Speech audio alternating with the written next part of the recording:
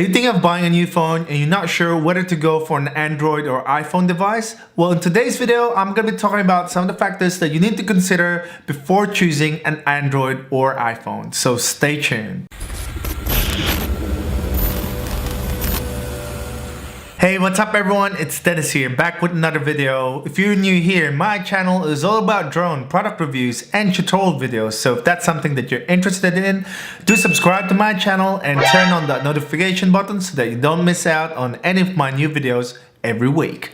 Now that's out of the way, let's get started. To give you context, I've been using the Apple iPhone for so many years. However, 4 months ago, I've decided to switch to an Android device, with the Y9 I've got here. I actually reviewed this. You can have a look. I'll drop the links down below. I sort of started to learn a little bit more on how Android works and what's sort of the pros and cons between the Android and the Apple devices. And so if you're in that position at the moment where you're unsure which mobile phone device to get, I'll give you some of the high level key points to consider before making that decision on whether or not you want to get an Android or an Apple phone.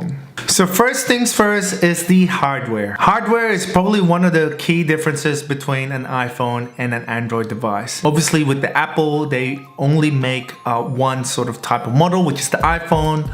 You can call it the 6, 7, 8, 9, 10, but it's the same sort of look and feel with an upgraded specs each year. The good thing about the Apple is they actually have extreme tight control over how the software and hardware works between, how they kind of work together.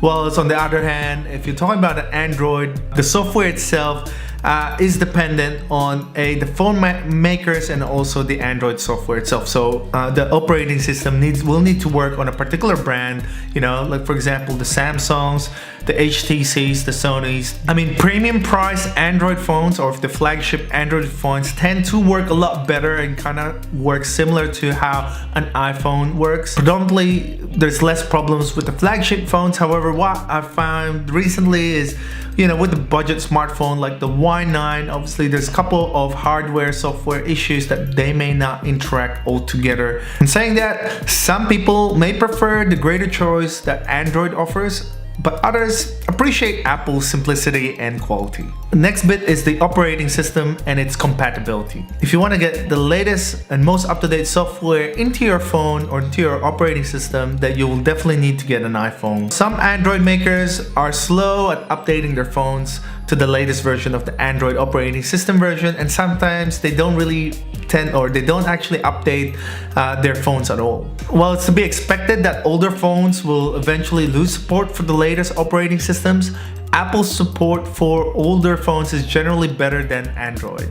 However, based on my sort of short experience with the Android device, and after talking about Android software with a couple of my friends, phone manufacturers like, for example, Samsung, tend to not update their operating system as fast as Apple is, because Google will need to make changes to Android software and then they need to pass it through to Samsung. Samsung will need to overlay it with their own changes or updates that they need to consider before pushing it through to the consumers. The third one is the apps. So I already know that the Apple Store has been available for so many years. I've downloaded multiple apps with the iPhone. I know for the fact that Apple is very strict on what sort of apps that they allow into their App Store. They're very strict in their quality and test controls, and they tend to have fewer apps compared to the Google Store that I've seen. I actually did a quick Google search, and yes, there's a lot more apps available in the Google Play Store as opposed to Apple. Again, there's certain apps that may run better with the iPhone, like for example the DJI app. There's definitely gonna be some apps that runs better with an iPhone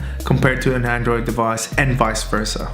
Given we're talking about applications, games, I mean, that's probably one of those things, right? With the smartphone device now, you can play a lot of games with it, as opposed to, many moons ago when we're using the Nokia phones, we can only play Snake. Apple has announced that they're gonna have exclusive games within Apple iPhone. There's definitely games in the Android systems that are exclusive there as well. It really depends on what you're looking for, what it is. Just bear in mind that there are exclusivity excuse me, and there's probably going to be more moving forward. Next one is the integration with other devices. We know Apple has tons and tons of products within their ecosystem, and they all work together. As opposed to the Android where it's still a little bit disoriented, you gotta really stick to that particular brand. Unless all your watch, tablet, phone, computer are all made by the same company, they tend not to work all together. With the Apple products, you got a unified experience, as opposed to with the Android device, it's kind of hard if you're purchasing different models from different brands. Battery life and storage. We know with the Apple iPhone, once you get that one,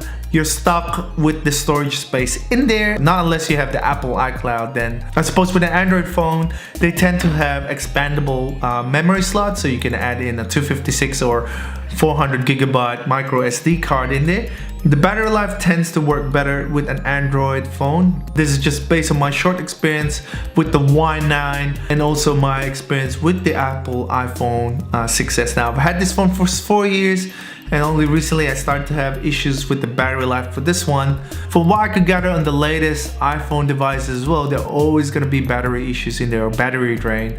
I think that with the only exception of the XR, but with the Android, it's always consistent that the battery life is bigger and better there, especially with the flagship phones. And the next one, is probably the most important, is the user experience. If you want simple, elegant, and very user-friendly experience, then the Apple iPhone may be the right one for you. If you want something that you want to customize and change through things, then the Android device may be the right one for you. So if you want a phone that works well and delivers high quality experience and is easy to use, then Apple is probably the clear winner. However, on the other hand, if you value flexibility and choice, you're probably gonna go with an Android phone. At the end of the day, there's no right or wrong answer in here. You just really need to go out there and test out which one will work well for you, dependent on what are some of your needs or requirements on a smartphone device. Different people have different needs. Some people value hardware choices over software, or while other people value sort of battery life over,